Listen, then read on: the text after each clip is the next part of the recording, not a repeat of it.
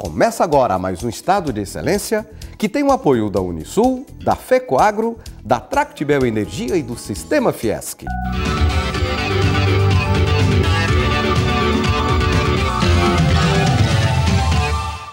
Governo de Santa Catarina implanta novo modelo de gestão estratégica. O objetivo: maior eficiência da máquina pública.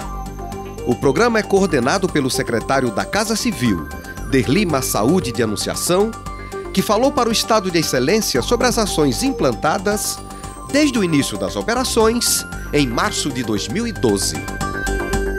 Secretário, em que consiste este modelo de gestão estratégica, cujas ações o senhor está implantando em Santa Catarina?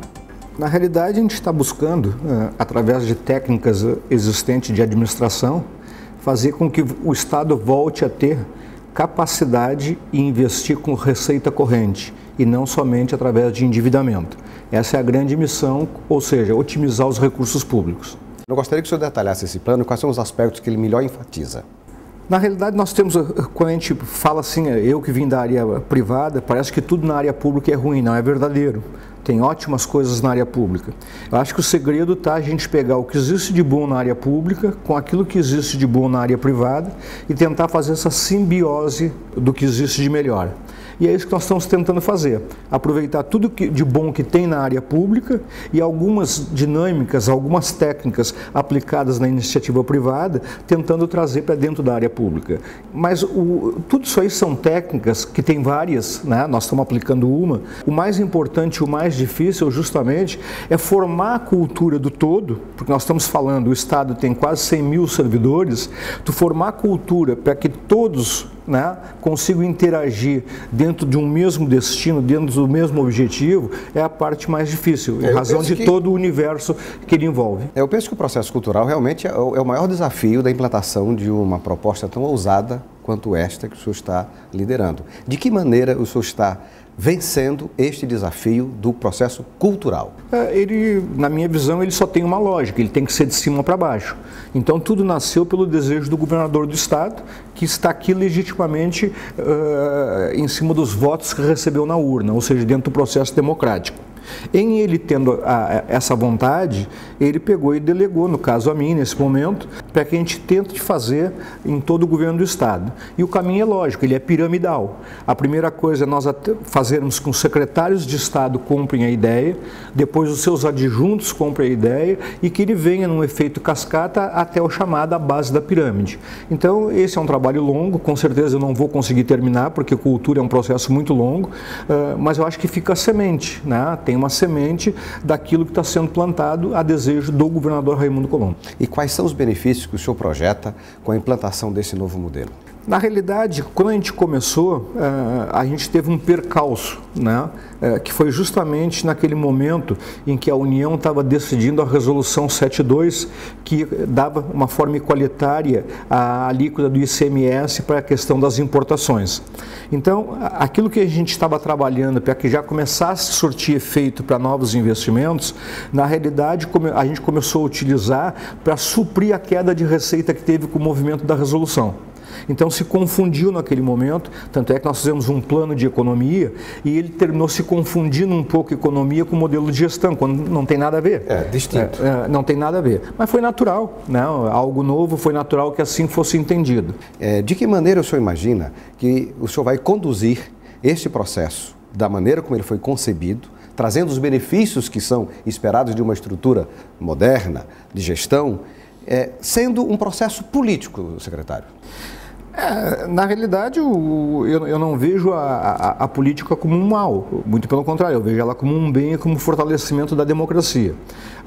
Só que tem coisas no Brasil, tipo eleições de 2 em 2 anos, né, que realmente deixa o processo de gestão muito complicado. Né? Vamos dizer, um governador novo, que seja o seu primeiro mandato, todo ele tem um ano de aprendizado. Né, de dominar a máquina, de conhecer as pessoas, conhecer as estruturas. Quando ele vai entrar no segundo ano, que começa a trabalhar, e ele, como é um ser político, ele fica literalmente envolvido numa eleição municipal. Ele é envolvido naturalmente por ser um ser político. Aí, o período que mais rende para todo e qualquer governante é o 3º ano de mandato.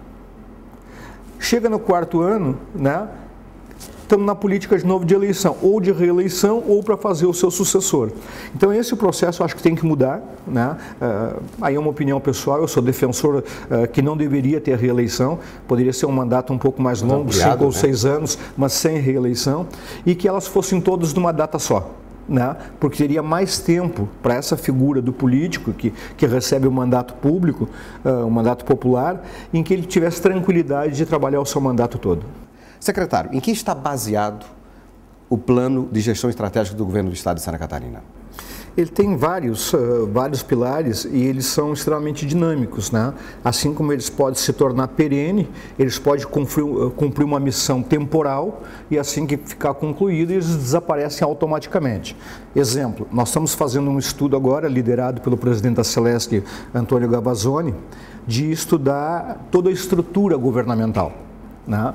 E levar o governador Colombo para ver se ele quer fazer movimentos tipo fusão, extinção, criação, ou seja, falando sem nenhum dogma da estrutura. A decisão final é do governador do estado. Na gestão pública, secretário, a gente vê com muita frequência duas instituições fazendo a mesma coisa. Isso é normal. Isto significa não só recursos, como estratégias, como todo um processo. Quer dizer, de que maneira o senhor está lidando com essa situação que ela é frequente na gestão pública, não só e não apenas na estrutura do Estado, mas em Estado, município, governo federal? Quer dizer, há uma situação muito delicada aí nessa superposição de ações. Na realidade, eu estou lidando de forma muito serena, porque quem faz um modelo de gestão, tenta implantar um modelo de gestão, ele não pode pensar nas pessoas. Ele tem que ser frio o suficiente para analisar aquilo que é melhor. A parte de pessoas, depois tem outras pessoas a analisar. Questões políticas tem outras pessoas a analisar. Porque se eu for fazer um modelo de gestão, eventualmente, tipo, vou extinguir alguma coisa ou propor a extinção, vai mexer com pessoas. Se eu vou mexer com pessoas e eu ficar pensando, eu não faço. Eu não faço. Então, a minha missão é tratar isso com frieza, sem aspectos pessoais. As questões das pessoas, depois, é outro estágio, são outras pessoas que devem avaliar. Então, a minha análise é sobre modelo, é tecnicamente analisar aquilo que eu entendo e a equipe entende que é o melhor para o Estado, né? Para o Estado. E depois, se realmente a técnica for a melhor, quantas pessoas outros decidem. Tá. A propósito, tem um dos aspectos no projeto que são planos de contenção. Ora, na gestão pública, nenhum líder de uma autarquia, de um secretário, gostaria de gastar menos, gostaria de que sua parte tivesse menos orçamento. Como é que o senhor está lidando com o plano de contenção desse projeto? Isso também é uma coisa que dá para olhar em vários ângulos. Vamos lá.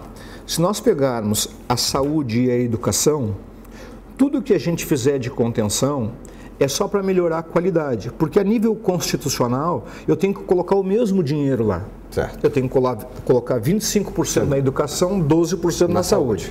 Então, na realidade, todo o trabalho é de qualificação daquilo que a gente investe. E otimizar, potencializar o dinheiro. Ou seja, é ganhar por dentro. Porque eu não posso retirar dinheiro porque eu tenho que cumprir um dever, no mínimo um dever constitucional. O outro lado, né, como na área pública sempre falta recursos, os nossos companheiros secretários, eles têm que entender que esse é um plano do bem.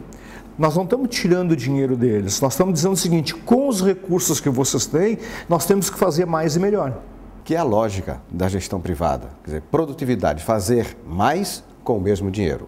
Secretário, Pacto por Santa Catarina, o que significa isso dentro do modelo de gestão estratégica?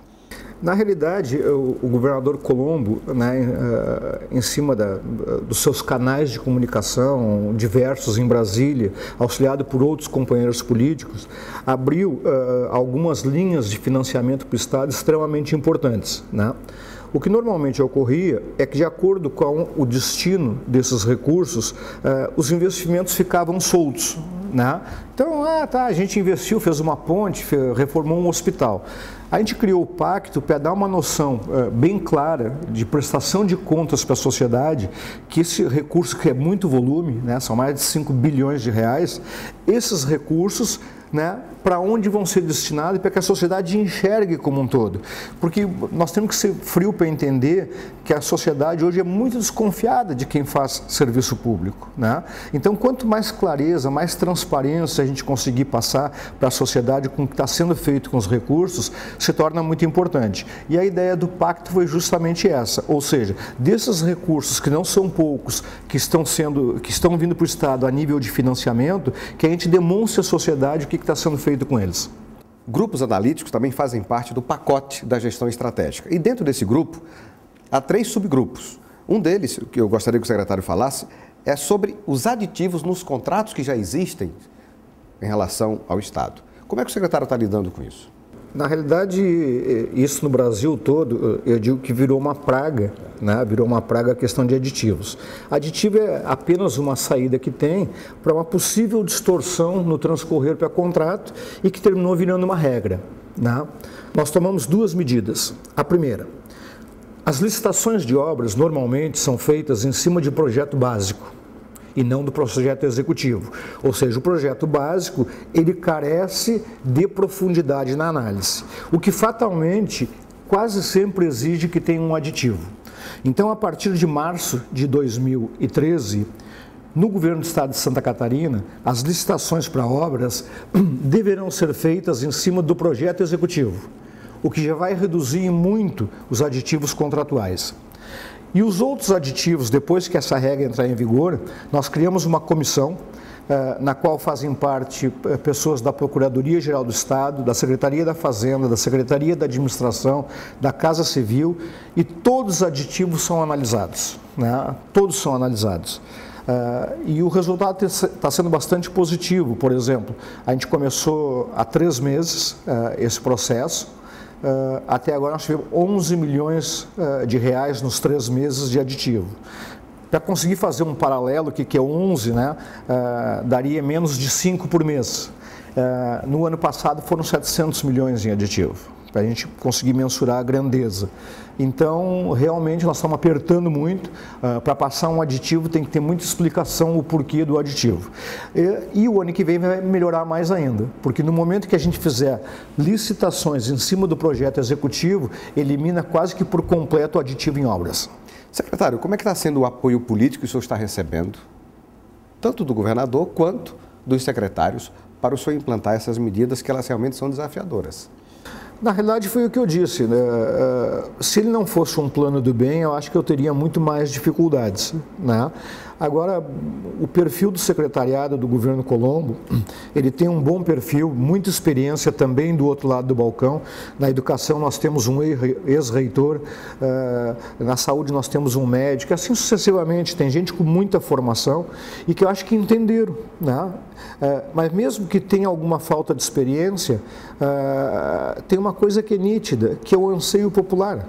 A eficiência na gestão pública, isto sim, será cada vez mais exigida. Mas aonde o secretário foi buscar inspiração para este plano, já que a sua experiência bem-sucedida, que o mercado conhece e eu também, foi na iniciativa privada? Na realidade, isso é um conjunto. O primeiro modelo de gestão tem vários, né?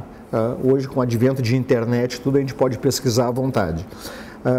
Mas, assim, pontualmente, eu, juntamente com o governador Colombo e outros companheiros do secretariado, nós estivemos em Pernambuco, vendo o que o Eduardo Campos está fazendo no governo de Pernambuco, que é um governo bem sucedido. Acompanhamos a Prefeitura de Curitiba, que tem um bom sistema também. A Prefeitura de Criciúma tem um bom sistema.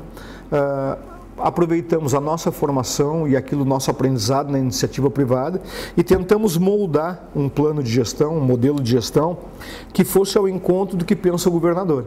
Ou seja, ele está moldado para o governador Colombo, com uma base sólida. Agora, não impede que numa alternância de poder, a base sólida fica e os aperfeiçoamentos sejam feitos. Então, esse é o segredo que nós estamos querendo deixar plantadas, sementes, ou seja, que a base seja sólida, independente de quem está no poder, e que depois cada um coloque justamente aquilo que acha que é o mais interessante dentro do seu perfil de gestão.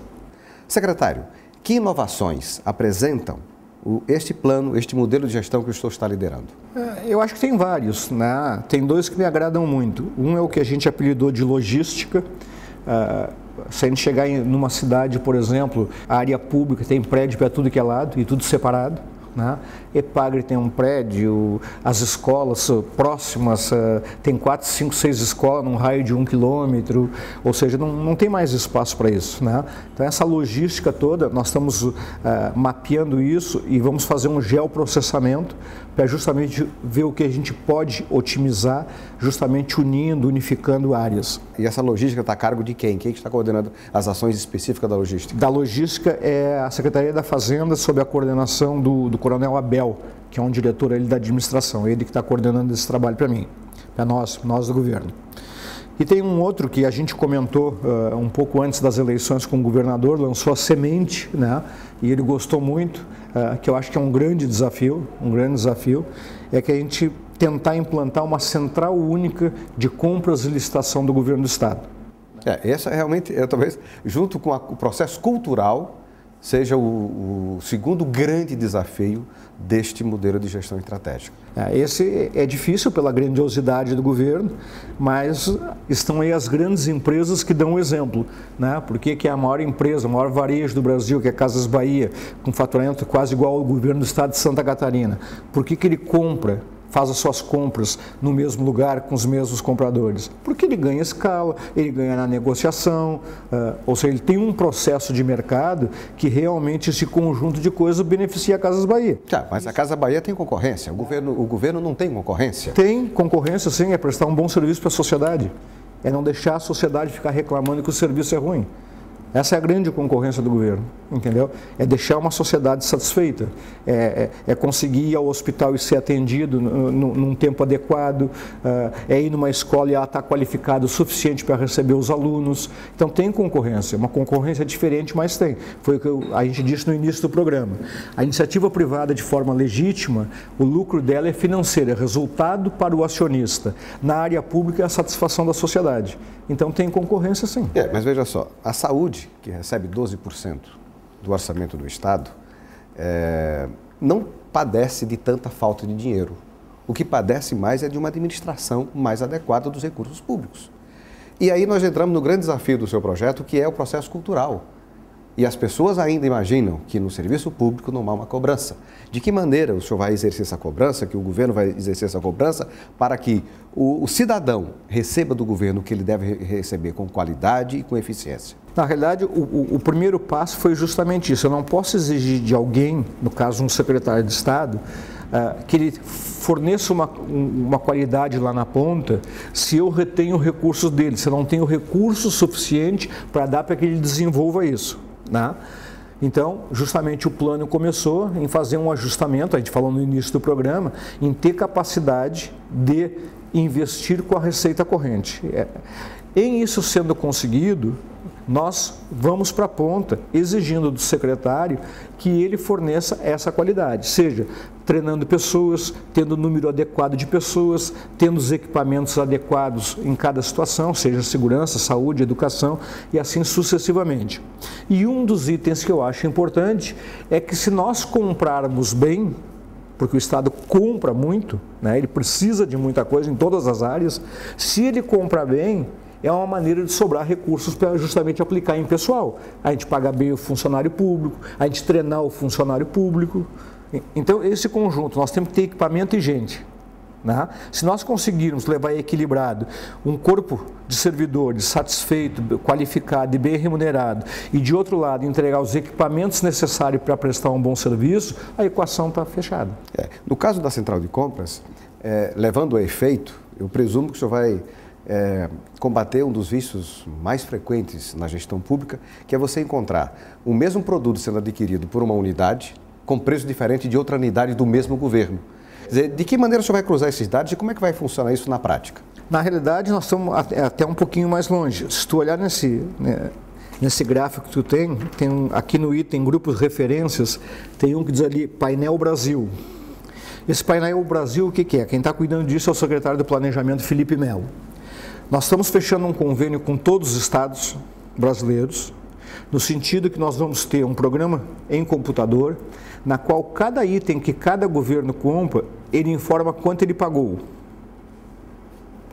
Então, eu vou saber que esse tipo de medicamento, ou essa caneta aqui que tem na minha mão, eu paguei R$1, Paraná pagou 80 centavos, São Paulo 1,20. Por quê? Eu quero pagar o mais barato. Então, nós estamos fechando esse painel Brasil, na qual todos os estados vão ter acesso. Automaticamente, se eu consigo isso a nível de Brasil, certamente eu vou conseguir dentro do governo do estado. Secretário, o senhor vai conseguir mais uma coisa caso o senhor leve a efeito esse projeto. Eu prevejo que, com esse projeto, ele sendo levado a efeito, Santa Catarina se tornará também referência na gestão pública. Porque nós temos todas as condições. É um estado pequeno, embora seja muito produtivo, mas aqui é possível isto. Agora, como se vencerá a barreira do processo político? Eu volto a dizer para o senhor, embora o senhor já me disse que não vê a política não é problema, mas a prática política tem impedido que boas ações se perpetuem nos governos. Raimundo, na realidade eu tenho muito claro isso. Cada vez mais a sociedade está muito esclarecida, está muito bem informada. Agora mesmo o Brasil vive um momento dos portais de transparência, que está ali o salário do servidor, está ali o que o governo comprou, quanto pagou. Então é um caminho sem volta. É um caminho sem volta. E o grande poder da democracia é justamente isso, é o povo eleger. Ou seja, se ele elege alguém que não cumpre aquilo que se propôs, ele vai lá na próxima eleição e troca. Então é um caminho sem volta. Vai ter que ser otimizado e vai ter que acontecer. Volto a dizer, se vai ser comigo ou com outra pessoa, alguém vai fazer a mudança necessária. Entendeu? Porque é um caminho sem volta. Não tem mais volta. Entendeu? E isso serve para Santa Catarina, que eu acho, e concordo contigo, um estado extremamente privilegiado, e na minha visão ele só foi privilegiado porque foi muito discriminado no passado. Santa Catarina teve que crescer com as suas próprias pernas, né? Os próprios governos federais discriminaram muito Santa Catarina, então ela começou a se construir, né, e aprendeu sozinha. Né? Ela aprendeu sozinha, então ela fez a lição de casa antes de outros estados brasileiros, por isso que ele é estado brilhante como ele é. E Santa Catarina é penalizada pela sua excelência, quer dizer, os próprios governos anteriores, governos federais, que me refiro, não atendiam Santa Catarina porque supunham que ela resolvia, todos os seus problemas. Quer dizer, então o estado sempre foi penalizado por ser um estado de excelência. Exatamente. Outro aspecto também, secretário, que na gestão pública depende de recursos. O governo brasileiro ele é muito centralizador. Quer dizer, nós temos as coisas acontecendo no município, as coisas acontecendo no estado, mas a maior fatia do bolo do imposto vai para o governo federal. Quer dizer, como é que o secretário projeta implantar modelos inovadores de gestão pública num país cuja administração é centralizada? Na realidade, eu acho que não estão cumprindo a Constituição. Na realidade, a Constituição, que data da década de 80, o bolo tributário brasileiro ficou definido como 50% sendo da União, 30% dos estados e 20% dos municípios. Com o passar do tempo, os governos federais foram trocando a nomenclatura de impostos por taxas, que não é compartilhado de acordo com a Constituição, e desequilibrou todo. Hoje a União tem 66% da arrecadação tributária do país, os estados entre 20% e 21% e os municípios 13%. Então aí tu tem que voltar a passar o PIS, a pedir. Se nós voltarmos à década de 80 e ajustarmos aquilo que determina a Constituição Federal, está resolvido, na minha visão. Agora, isso precisa força política, né? Força política, e aí vai um movimento de governadores, deputados, senadores, tudo, brasileiros, em fazer esse movimento e tentar buscar o equilíbrio. Qual a dificuldade? Porque na área pública, no momento que tem recursos, eles vão sendo encaminhados, determinados. Como é que tu chega hoje na União e tira 16% da receita dela? Então, muitas vezes tu fica, vamos dizer, num beco sem saída, né? Mesmo que tu queira cumprir a Constituição, tu não tem como tirar 16%. De outro lado, qual seria a solução? Aumentar a arrecadação. Como é que tu aumenta a arrecadação? Por crescimento da economia ou por aumento de tributos. Um país que já está entre as 3 economias mais tributadas, é impossível passar isso para o cidadão. Então, é apostar no crescimento. E pior ainda, secretário, a respeito do aumento de alíquota dos impostos, né? Em todas as iniciativas que há no Brasil de modernização da gestão pública, quer dizer, os componentes do governo, quer dizer, a estrutura de gestão do governo, ela acha muito mais fácil aumentar tributo do que fazer economia, do que otimizar os recursos que já existem, né? E a sociedade realmente não suporta mais a carga tributária, que é muito elevada, uma das maiores do mundo, e principalmente algum governante acenar com a possibilidade de criar um novo tributo ou aumentar um novo tributo. Então eu gostaria que o senhor falasse assim, o que é que o senhor projeta para o futuro, principalmente de Santa Catarina, já que nós somos uma federação, nós não podemos também inovar muito, que nós estamos dentro de um contexto, mas que espaço nós temos para evoluir na gestão pública? Não, na realidade nós vamos evoluir, eu volto a dizer, forçados, né? Independente de desejo, nós seremos forçados a evoluir. A máquina pública, de um modo geral, está bem instrumentalizada. Nós ainda temos um problema no Brasil inteiro sério, até acho que Santa Catarina é menos, ainda existe muita sonegação, né? Ou seja, o bom pagador, né, tem que estar carregando o ônus de quem não paga, de quem sonega. Então, todo esse equilíbrio ele vem acontecendo e o Brasil vem avançando. Na realidade, nós ficamos tão devedores com a sociedade brasileira, né, que realmente agora a sociedade está pedindo, acelerem aí que eu quero o retorno de tudo que eu contribuí. Agora, está muito claro, eu acho que os políticos são sabedores disso e não precisa ir longe, Raimundo. Nós estávamos conversando aqui antes de começar a gravar, ficasse um tempo agora na Europa, a gente tem que aprender com os outros. Se nós não mudarmos, fatalmente vai acontecer com o Brasil o que está acontecendo com a Europa. Por que a Grécia quebrou? Por que a França está tendo que fazer reduções, tirar benefícios de servidores, inclusive aposentados? Por quê? Porque a conta ficou impagável.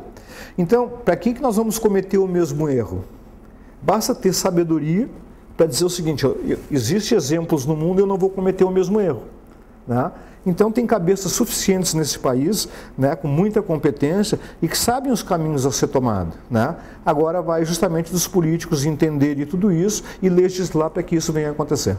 Secretário, o Estado de Excelência agradece a sua participação, falando sobre esse modelo que é uma ousadia na gestão pública de implantar em Santa Catarina um modelo de gestão estratégica.